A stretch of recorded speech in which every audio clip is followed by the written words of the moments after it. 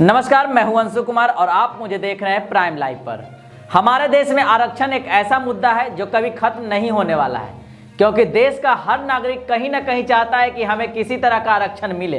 ताज्जुब की बात यह है कि जो संपन्न है वो भी आरक्षण का लाभ खुले तौर पर लेना चाहता है। इसी का परिणाम है कि जनरल कैटेगरी के जो आर्थिक रूप से पिछड़े थे उन्हें आज आरक्षण का लाभ मिल रहा है। विडंबना यह है कि आरक्षण देते वक्त किसी भी जाति धर्म के लोगों को सही से जांच पड़ताल नहीं किया जाता है और इस स्थिति में आरक्षण के सही हकदार होते हुए भी उन्हें नहीं मिल पाता है और जो हकदार नहीं है उन्हें मिल जाता है।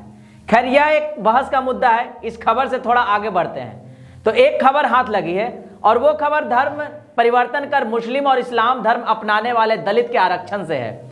काफी समय से यह मामला उठ रहा है कि जो भी नागरिक अपना धर्म परिवर्तन करके मुस्लिम और ईसाई धर्म को अपनाए हैं और वो दलित की श्रेणी में है तो इन्हें भी आरक्षण का लाभ मिले, क्योंकि इन्हें इसका लाभ नहीं मिल रहा है, जबकि सिख और बौद्ध धर्म अपना चुके दलितों को आरक्षण का लाभ मिलता है।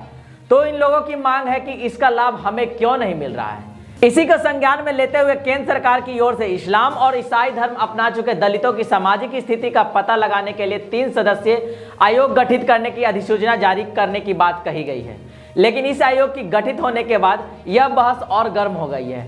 यह आयोग सुप्रीम कोर्ट के पूर्व न्यायाधीश जस्टिस के.जी. बालकृष्णन की अगुवाई में काम करेगा। इसके अलावा 2 अन्य सदस्य हैं, यूजीसी के मेंबर प्रोफेसर सुषमा यादव और रिटायर्ड आईएएस अधिकारी रविंद्र कुमार।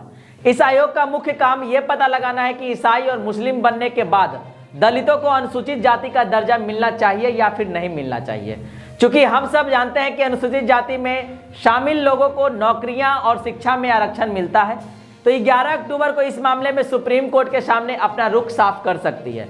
इस दिन के सुनवाई के बाद यह बिल्कुल साफ हो जाएगा कि मुस्लिम और ईसाई धर्म अपनाने वाले दलितों को आरक्षण मिलेगा या फिर नहीं मिलेगा।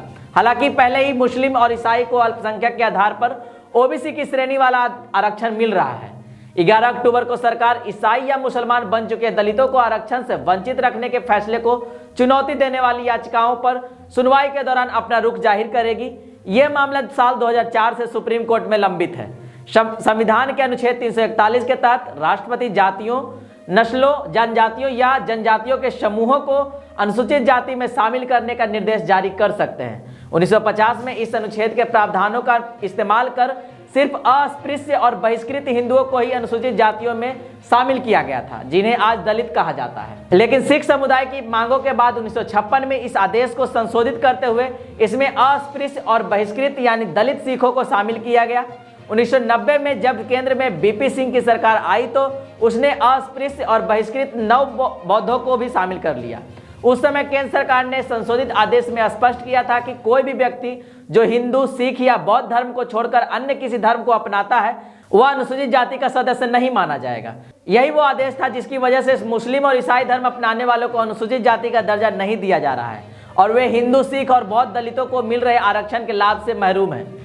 माना गया था कि चूंकि इस्लाम और ईसाइयों में जाति भेद नहीं है, इसलिए इन धर्मों के दलितों के साथ भेदभाव नहीं होगा और वे सामाजिक और आर्थिक दर्जे में दूसरे मुस्लिमों और ईसाइयों के बराबर होंगे। लेकिन हकीकत कुछ और है। राष्ट्रीय अल्पसंख्यक आयोग के लिए तैयार की गई एक रिपोर्ट में कहा गया कि शहरी क्षेत्रों में 47% दलित मुस्लिम गरीबी रेखा से नीचे है। रिपोर्ट में 2004-2005 के आंकड़ों का हवाला दिया गया है। ग्रामीण इलाकों में 40% दलित मुस्लिम और 23% दलित ईसाई गरीबी रेखा से नीचे हैं। आर्थिक स्तर पर तो पिछड़ापन है ही, लेकिन ईसाई और मुसलमान बन जाने के बावजूद उनके साथ सामाजिक भेदभाव जारी है। उन्हें अलग चर्च, मस्जिद और कब्रगाहों में जाने के लिए बाध्य किया जाता है। लंबे समय से इस तथ्य से इनकार करने के बाद कैथोलिक चर्च ने स्वीकार किया कि दलित ईसाइयों के साथ भेदभाव होता है। इस्लाम और ईसाई धर्म में भी दलितों को बराबरी का हक दिलाने के लिए कई संगठन लंबे वक्त से इस मुद्दे पर आंदोलन करते रहे हैं। उन्हीं में से एक national council of Dalit Christian ने रिजर्वेशन को रिलीजन न्यूट्रल बनाने की मांग करते हुए एक याचिका दायर की थी, जिसे जनवरी 2020 में सुप्रीम कोर्ट ने सुनवाई के लिए स्वीकार कर लिया था। सच्चर कमेटी की रिपोर्ट में कहा गया था कि मुस्लिमों में भी जाति भेद है, वहां भी दलितों के साथ भेदभाव होता है, लिहाजा अनुसूचित जातियों को मिलने वाले लाभ उन्हें भी मिलना चाहिए।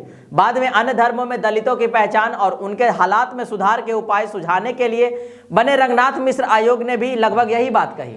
रंगनाथ मिश्र आयोग ने कहा था कि 1950 में राष्ट्रपति ने अनुच्छेद 341 के तहत जारी किए गए अध्यादेश में पैरा 3 को जोड़कर जिस तरह दलित मुस्लिमों और ईसाइयों को अनुसूचित जाति के दायरे से बाहर किया था वह असंवैधानिक था, वो खत्म होना चाहिए। इसके लिए किसी संविधान संशोधन की जरूरत नहीं है, ये काम एग्जीक्यूटिव ऑर्डर से भी हो सकता है। मुस्लिम और ईसाई दलितों को अनुसूचित जाति का दर्जा देने के लिए अदालत का दरवाजा 2004 में ही खटखटाया गया था, जब कुछ ईसाई संगठनों ने इसकी मांग करते हुए याचिका दायर की थी।